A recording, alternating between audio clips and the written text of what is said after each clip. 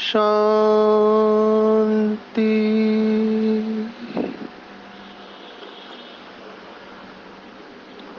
आज 1 फरवरी 2023 भारत में बुधवार है। Today is 1st February 2023 and it's Wednesday in Bharat. आज की मुरली का जादुई रहस्य स्वयं को प्रेरणा देने के लिए Magical secrets of today's Murli for motivating the self। आज बुधवार है।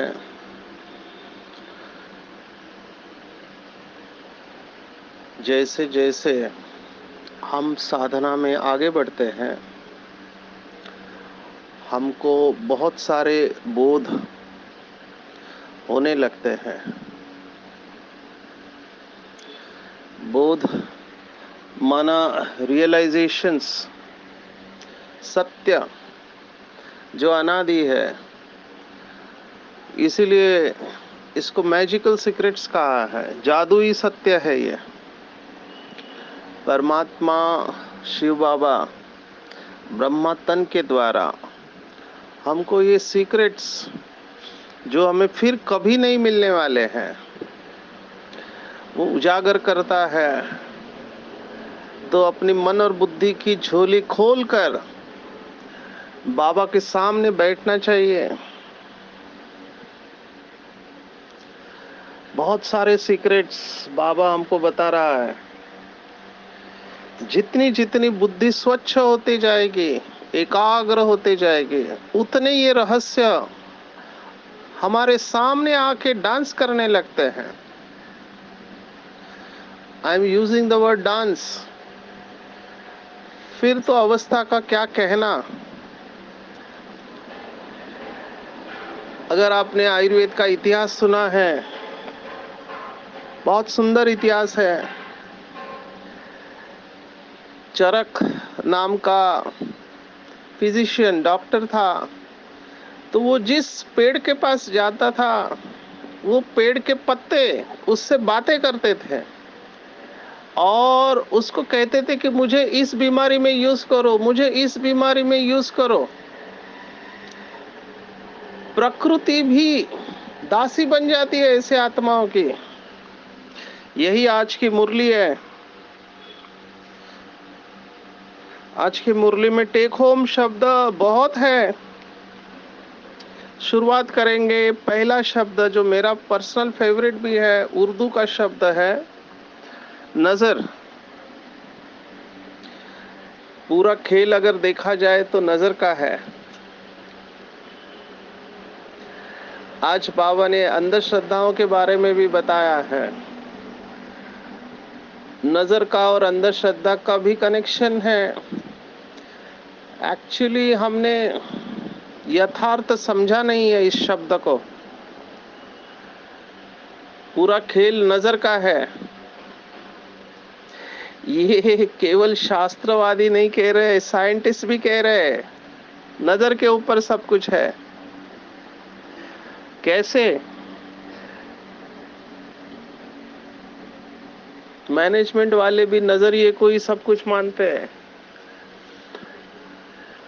भारत की एक बहुत बड़ी फिलॉसफी है जिसके ऊपर घंटों तक लोग बोलते हैं, उसका भी इस नजर के साथ कनेक्शन है। जैसी दृष्टि वैसे सृष्टि।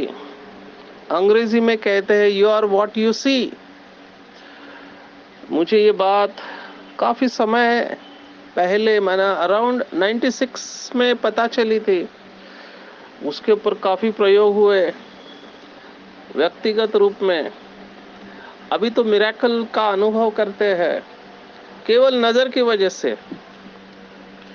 हमारा 7 डेज कोर्स है नीदरलैंड का। नीदरलैंड करके एक देश है यूरोप में, तो वहाँ पे बाबा का 7 डेज कोर्स का टाइटल है पॉजिटिव थिंकिंग कोर्स। वहाँ पे ये आत्मा परमात्मा की बातें नहीं सुनाई जाती है, पर बहुत युक्ति से ये कोर्स कराया जाता है। तो मुझे कोर्स का बुक मिला था, उसमें ये चैप्टर था you are what you see, और मैं हैरान हो गया जिस तरह से लिखा था। नए नए थे तो बहुत खुशी हुई ये सब राज जानने के बाद में कि नजर में सब कुछ है। क्या है नजर में? तो साइंटिस्ट कहते हैं जो क्वांटम फिजिक्स, जिनके वजह से आज हम ये सब साइंस के आविष्कार देख पा रहे हैं, तो उसमें भौतिक शास्त्र की एक शाखा है जिसको क्वांटम फिजिक्स कहते हैं। क्वांटम माना एक संख्या है, बहुत सूक्ष्म संख्या है, एक से वो -16 जीरो आप जाओ उल्टा, इतनी सूक्ष्म है, उसको क्वांटम कहते हैं। डॉक्टर दीपक चोपड़ा, अगर आपने नाम सुना है, उन्होंने इसके ऊपर तो पूरी किताब ही लिखी हुई है, जो भी इंटरनेशनल बेस्ट सेलर बनी बुक, उसका नाम है क्वांटम हीलिंग। जब हम क्वांटम स्टेज में जाते हैं तो हीलिंग कर सकते हैं, पर ये सब का आधार नजर है। ये बहुत इंटरेस्टिंग है। तो ये जो भौतिक शास्त्रज्ञ थे वो ढूंढना चाहते थे कि ये दुनिया किससे बनी है।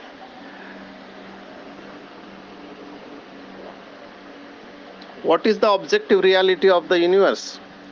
तो उन्होंने एटम का आविष्कार किया, तो उनको लगा कि बस वो पहुंच गए अणु, लेकिन भारत में परमाणुओं का वर्णन पहले से ही है, तो वो उसके और अंदर गए। तो अणु के अंदर उनको इलेक्ट्रॉन प्रोटॉन न्यूट्रॉन मिले। ये भी बहुत इंटरेस्टिंग है। इलेक्ट्रॉन घूमते रहते हैं मन की तरह, प्रोटॉन पॉजिटिव होते हैं बुद्धि की तरह, और संस्कार ऑटोमेटिक काम करते हैं न्यूट्रॉन की तरह। तो क्या ये जस्ट कोइंसिडेंस है? आत्मा और एटम, ये दोनों शब्द एक दूसरे के नजदीक जाते हैं। ऐसे बहुत सारे कोइंसिडेंसेस हम साइंस में देखते हैं। आपको आश्चर्य लगेगा, अभी मुझे याद आ रहा है इसलिए बता रहा है। जब हम आनंद की अवस्था में रहते हैं, बाबा ने इसके ऊपर मुरली चलाई, आनंद स्वरूप की स्टेज। तो जब कोई आनंद की अवस्था में रहते हैं तो साइंटिस्ट ने कहा हमारे ब्रेन के अंदर एक रासायनिक पदार्थ निकलता है। अभी मुझे आश्चर्य तब लगा जब इस रासायनिक पदार्थ का नाम भी साइंटिस्ट ने आनंदामाइड रख दिया है। उसको भी आनंदामाइड कहते हैं। इट्स एन अमाइड टेक्निकल भाषा में, पर आनंदामाइड। अभी ये जस्ट कोइंसिडेंस है या कैसे हो रहा है मुझे नहीं पता।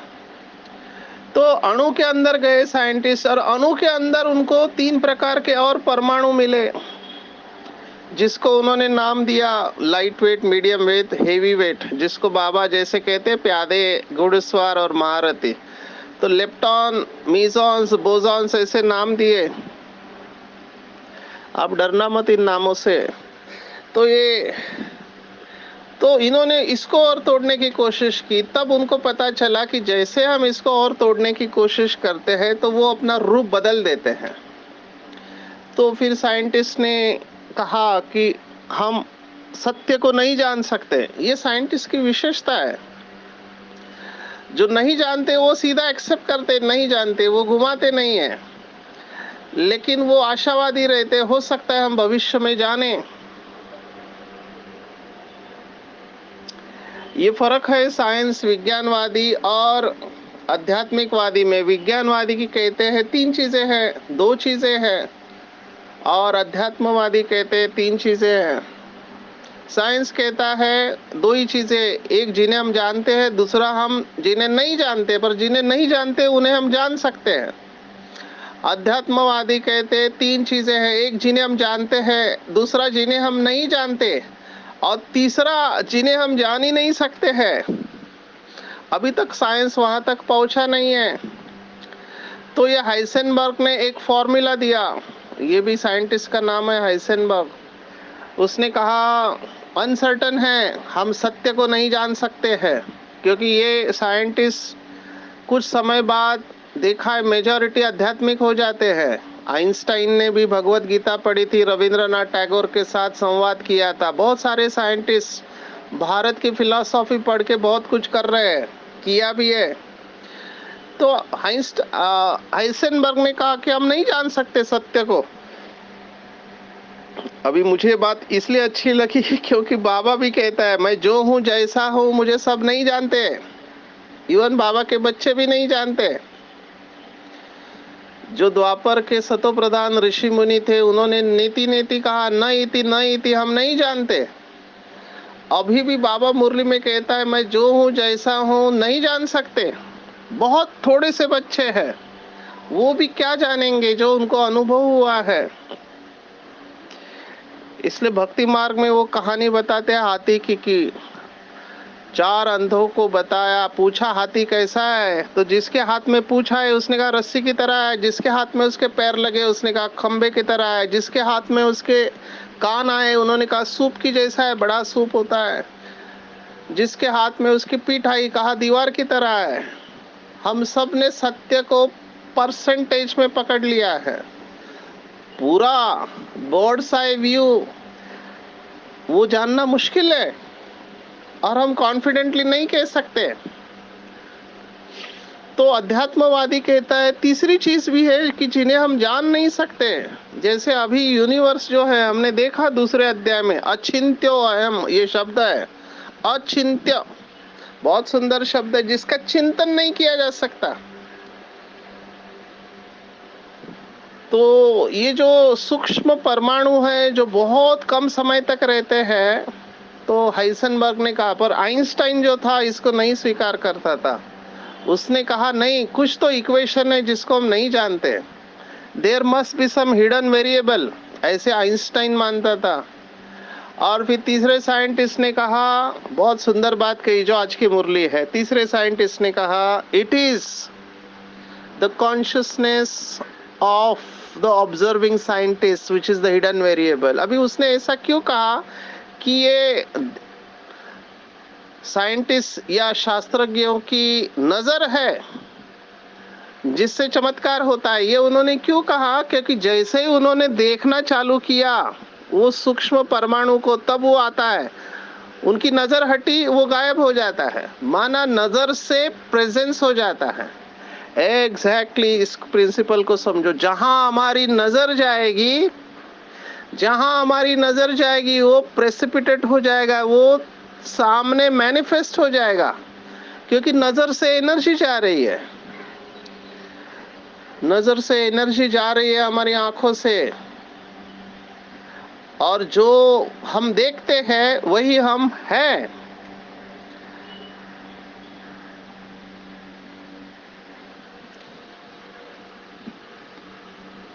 जो हम देखते हैं वो हम हैं, और हम वही देखेंगे जो हम हैं, उधर ही हमारी नजर जाएगी।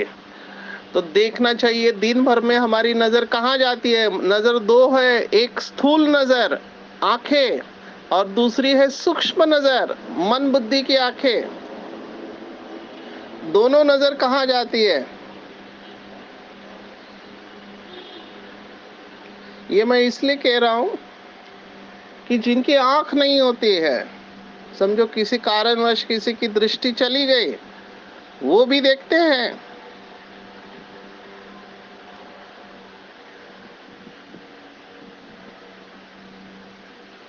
एक सिद्धि है, क्योंकि अभी सिद्धि का सीजन चल रहा है, जिसको कहते हैं क्लेरवोयंस, अंग्रेजी का शब्द है क्लेरवोयंस, या जिसको शास्त्रवादियों ने कहा दूरदृष्टि की सिद्धि। आप यहाँ भारत में बैठे हैं, आप अमेरिका, लंदन, जापान में क्या हो रहा है इन आंखों से देख सकते हो। ये सिद्धि है, अभ्यास से इसको प्राप्त किया जा सकता है, ये भी नजर के ऊपर है। आप इसका अभ्यास कर सकते हैं रोज रात को आकाश में, जिनके यहाँ आकाश क्लियर है, आपको केवल इतना करना है, बहुत दूर वाले तारे को देखना है। जो तारा हमको बहुत सूक्ष्म दिखाई देता है, हो सकता है वो पृथ्वी से कई गुना बड़ा हो, लेकिन दूर होने के कारण वो छोटा दिखाई देता है। ट्विंकल ट्विंकल लिटिल स्टार, अगर आप उसको आधे घंटे तक लगातार देखते रहे तो उस तारे के साथ आपका एनर्जेटिक कांटेक्ट हो गया। एनर्जेटिक कांटेक्ट माना आप उसको देख रहे हैं, मतलब आपकी एनर्जी उसके पास जा रही है, उसकी एनर्जी आपके पास आ रही है। जिस सूर्य को हम देखते हैं जब भी अर्ली मॉर्निंग या शाम को, वो 8 मिनट पहले वाला सूर्य, क्योंकि 8 मिनट लगता है सूर्य का प्रकाश आने को। ये बहुत इंटरेस्टिंग है। ये टाइम गैप इंस्टेंट नहीं होता है, तुरंत नहीं होता है, पर ये सब नजर के ऊपर है। अभी इसका एप्लीकेशन के ऊपर आते हैं। हम दिन भर में जिसको देखेंगे उसकी एनर्जी हमारे पास आएगी, जिसको देखेंगे।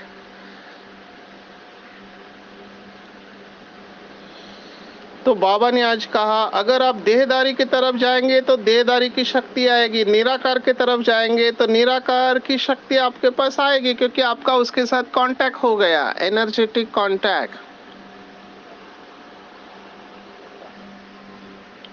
अब ये थोड़ा गुह्य है, समझ में नहीं आता, तो मैनेजमेंट वालों ने इसको सिंपल कर दिया।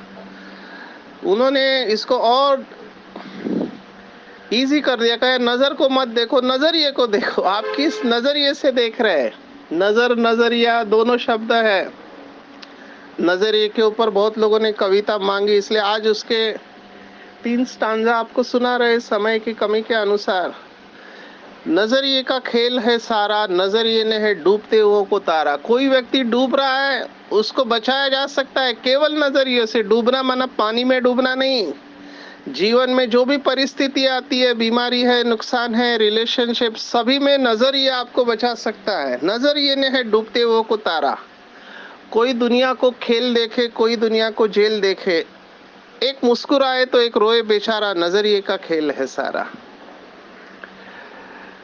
तो कोई दुनिया को जेल देखता है, कोई खेल देखता है। ये फर्क जेल और खेल का क्यों है? नजरिए के ऊपर है। नहीं इस जिंदगी से कुछ भी बढ़कर, फिर भी कोई खुदकुशी करे फंदे पर चढ़कर। ये खुदकुशी के पॉइंट, क्योंकि आज बाबा ने आपघात, जिसको हम आत्महत्या कहते हैं, जो कि गलत शब्द है, आपघात ठीक शब्द है, या जीव हत्या सही शब्द है। तो इसीलिए मुझे ये लाइन इंपॉर्टेंट लगी आपको बताने की, कि नहीं इस जिंदगी से कुछ भी बढ़कर, फिर भी कोई खुदकुशी करे फंदे पर चढ़कर।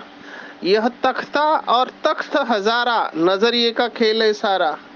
ये जिंदगी से और भी कुछ सुंदर है नहीं। मराठी में एक गीत बहुत फेमस हो गया, बहुत, उसने रिकॉर्ड तोड़ दिए। या जगण्यावर या जन्मावर शतदा प्रेम करावे। माना ये जीवन इतना खूबसूरत है, इसके ऊपर हजारों सैकड़ों बार आपको प्यार करना चाहिए। इतनी खूबसूरत जिंदगी भगवान ने दी है हमें, प्रकृति ने दी है, लेकिन लोग इसी जिंदगी से निराश परेशान होके अपने आप को खत्म कर देते। इसलिए इसको तख्ता कहा है। तख्ता माना फांसी का तख्ता, और तख्त माना सिंहासन। तो एक सिंहासन पे बैठता है, एक फांसी लगा लेता है। क्यों? नजरिए के आधार पर। तो नहीं जिंदगी से कुछ भी बढ़कर, फिर भी कोई खुदकुशी करे फंदे पर चढ़कर। ये तख्ता और तख्त हजारा, नजरिए का खेल है सारा। इसीलिए इसीलिए बनाना हो तो अच्छा नजरिया बनाना, और कमाना हो तो भी अच्छा नजरिया कमाना। फिर न जाना बलख बकारा। बलख बकारा ये 2 शहर थे अफगानिस्तान की तरफ, जो काफी फेमस थे मार्केट के लिए। तो लोग समझते थे कि बस उधर गया मैंने, मैं जीवन मेरा पूर्ण हो गया। तो इसीलिए बनाना हो तो अच्छा नजरिया बनाना। अगर आपको जीवन में सक्सेसफुल होना है तो नजरिया सकारात्मक होना चाहिए। कमाई आपकी स्थूल नहीं हो तो चलेगी, लेकिन नजरिया अच्छा होना चाहिए। तो जो भी आपकी कमाई है उसमें आप खुश रह सकते हैं। इसलिए कहा कि पूरा खेल जो है जीवन का, वो इस नजर और नजरिए के ऊपर है। लोग कहते हैं हमको नजर लग गई या किसी को नजर लग गई। अब ये नजर लगना क्या है? नजर नहीं लगे इसलिए काला काजल लगाते हैं, क्योंकि ब्लैक जो होता है वो एनर्जी को खींच लेता है। कई लोग अपने घर के बाहर कुछ लगाते रहते हैं, लटकाते हैं, वो समझते हैं कि निगेटिव एनर्जी को एब्जॉर्ब कर लेते हैं। ये पूरा एनर्जी का खेल है। सबसे पावरफुल एनर्जी तो आत्मा की ही होती है, हम सब मनुष्य आत्माओं की एनर्जी। आपने अगर किसी गुस्से वाले व्यक्ति के वाइब्रेशन को फील किए, मैंने फील किया इसलिए आपको बता रहा हूँ, वो भी तो नजर ही है। जब गुस्से में होते तो ऐसे तरंग आते हैं, बाबा ने अग्नि कहा है, यू कैन फील, डर के भी वाइब्रेशन होते हैं। तो ये एनर्जी है जो आंखों से जाती है।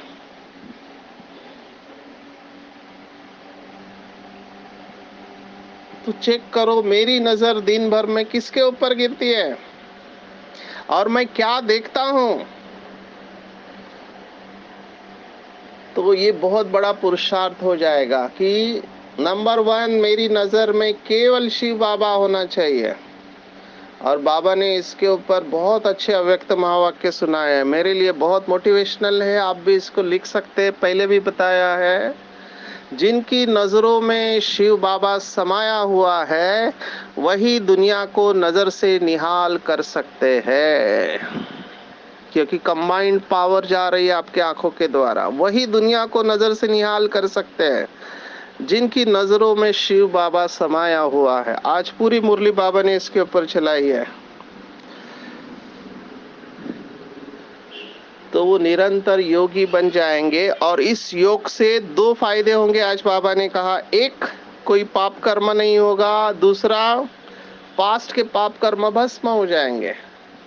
तो पास्ट क्लीन, क्लियर, और फ्यूचर के लिए आप अटेंशन में रहेंगे और आपके कर्म श्रेष्ठ हो जाएंगे। लोगों को पता है पूरा खेल कर्मों का है, कर्मों को श्रेष्ठ बनाना ये लोगों को पता है, लेकिन जब परिस्थिति आती है तब लोग गड़बड़ में चले जाते हैं या उनका अटेंशन नहीं रहता है। पता है गलत है फिर भी रोक नहीं पाते हैं, अधीन हो जाते हैं।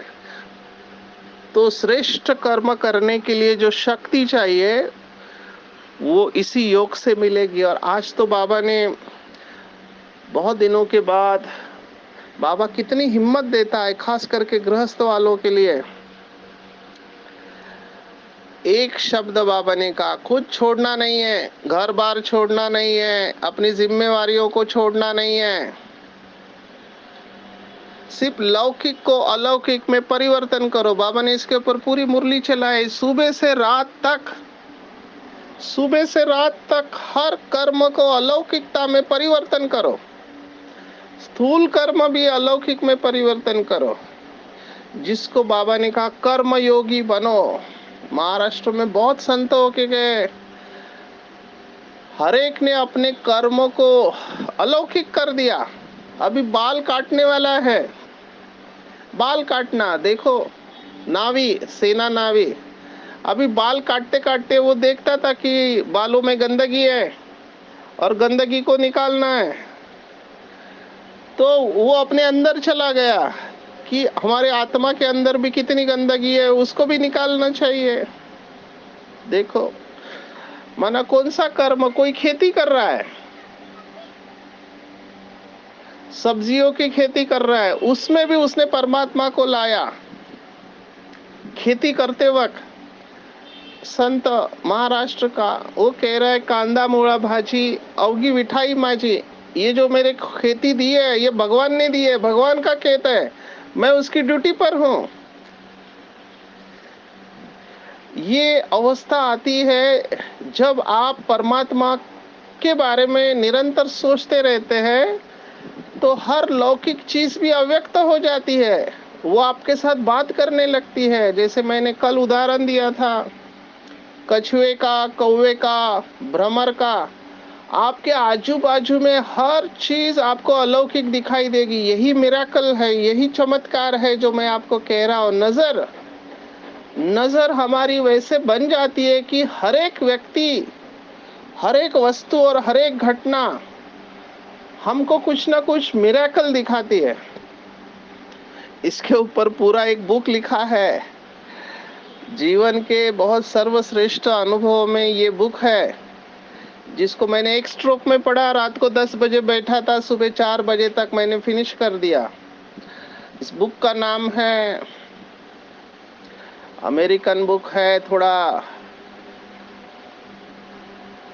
कठिन अंग्रेजी है, लेकिन ये बुक इतना कैप्टिवेटिंग था कि मैं नीचे रख नहीं पाया। और ये मधुबन में पढ़ा। बुक का नाम है सेलेस्टाइन प्रोफेसी। लिखने वाले का नाम है जेम्स रेडफील्ड। इस बुक में उस व्यक्ति की विशेषता आपको सुनाता हूं। उसने बताया कि कैसे मनुष्य फरिश्ता बन सकता है, एक आम इंसान फरिश्ता कैसे बन सकता है। उसके उन्होंने इंसाइट्स दिए, 9 इंसाइट्स। और जैसे वो व्यक्ति जीवन में आगे बढ़ता है तो उसके जीवन में कोइंसिडेंसेस, योगायोग होने लगते हैं, और उसमें क्या मैसेज है वो ढूंढ रहा है। इसलिए बहुत इतना फेमस हुआ कि इस लोग के ऊपर लोगों ने, इस बुक के ऊपर लोगों ने वर्कशॉप लेना चालू किया। पूरा अमेरिका हिल गया सेलेस्टाइन प्रोफेसी के ऊपर। और फिर इस बुक को स्टडी करने के लिए दूसरा बुक लिखा गया। इसका सेकेंड पार्ट भी आया, 10th इंसाइट करके। अब ये क्या है? ये पूरा नजर का खेल है कि जब कोई व्यक्ति साधना करता है तो जो शुरुआत में हमने देखा था, उसके सामने सत्य डांस करने लगता है। और जब आपके सामने सत्य दिखाई देता है, आपकी केवल एक ही अवस्था आएगी, आनंद स्वरूप, और आप दुनिया से न्यारे प्यारे होने लगेंगे। और उसके पाथ में ये सब होगा जो बाबा कह रहा है कि आप घर गृहस्थ में रह रहे हो, आप रोटी सेक रहे हो। समझो कोई माता रोटी सेक रही है, तो रोटी सेकते हुए भी उसके मुख से ज्ञान निकलेगा। महाराष्ट्र में एक संत बहिनाबाई चौधरी होके गए। अभी वो रोटी सेक रही है, उस वक्त उसको कविता सूझ रही है, अरे संसार संसार जसा तवा चुल्यावर आदि हाताले। और उसको मराठी भी नहीं आती है, बहुत गाँव की है, लेकिन आज उसकी कविताओं के ऊपर लोग पीएचडी कर रहे हैं, पीएचडी कर रहे हैं। आप सोचो, एक गांव की माता, कैसे ये ज्ञान आया? तो नजर का कमाल है, बुद्धि का कमाल है। तो हर कर्म आपका अलौकिक हो जाएगा, श्रेष्ठ हो जाएगा, और आप अलौकिक फरिश्ते दिखाई देने लगेंगे। ज्ञान कटारी चलाओ, बाबा ने कहा, स्वदर्शन चक्रधारी बनो, शंख ध्वनि करो, चलते फिरते बाबा की याद में रहो और उसी सुख में रहो। ये सब आत्माएं जिनका मैंने उदाहरण दिया, इवन कबीर, कबीर वो चाकी को देख रहा है कि चक्की, वो चक्की में बीच में दाने डालते हैं, तो चलती चाकी देख कर कबीरा रोया, दो पाटन के बीच में साबुत बचा न कोई। उसको पूरा जीवन दिखाई दिया चाकी में। ये आपकी नजर के ऊपर है कि आप क्या देखते हो। तो बाबा ने कहा, अगर चलते फिरते आप बाप की याद में रहते हो तो सदा सुख में रहेंगे। तो हमको केवल इस ज्ञान को लौकिक से अलौकिक में परिवर्तन नहीं करना है, लेकिन जैसे बताया, मायाजीत के साथ प्रकृति भी हमारी दासी बन जाएगी। प्रकृति, बाबा ने कहा हुआ है, समुंदर है, धरती, बहुत हलचल करेंगे आगे चलकर, लेकिन जो बच्चे साक्षी होकर देखेंगे, प्रकृति के गुणों को अपने अंदर धारण करेंगे, प्रकृति उन्हें तकलीफ नहीं देंगी। धरती का गुण है सहन करना, आकाश का गुण है विशालता, पानी का गुण है मोल्ड करना, वायु का गुण है हल्कापन, अग्नि का गुण है परिवर्तन। ये पांचों ही गुण जिसके अंदर धारण है 100%, प्रकृति उनको कुछ भी नहीं करेंगे। ये आत्माएं सदा ऊंची स्थिति में पहाड़ों पर फरिश्ता रूप में रहेंगे और हलचल से परे हो जाएंगे, और उनके द्वारा श्रेष्ठ वाइब्रेशन दूसरों को फील होंगे। तो सभी उल्टी मतों को छोड़कर एक बाप की सुल्टी मत पर चलना है, शरीर से डिटैच होने का अनुभव करना है, विकर्माजीत बनना है, और अपने नजर को और नजरिए को सकारात्मक श्रेष्ठ एक बाप के ऊपर स्थित करना है। फिर से अंडरलाइन करेंगे, most important quote of the day, जिनकी नजरों में शिव बाबा समाया हुआ रहता है वही पूरी दुनिया को नजर से निहाल कर सकते हैं। तो पूरा खेल नजरिए का है, तो अपने नजरिए को इतना श्रेष्ठ बनाओ कि शिव बाबा और उसके महावाक्य ही हमारी नजरों में, मन और बुद्धि में सदा चलते रहे, और हमारी उच्च स्थिति से हमारा ही नहीं, अन्य आत्माओं का ही नहीं, परंतु प्रकृति का भी श्रेष्ठ परिवर्तन हो जाए। अच्छा, ओम शांति।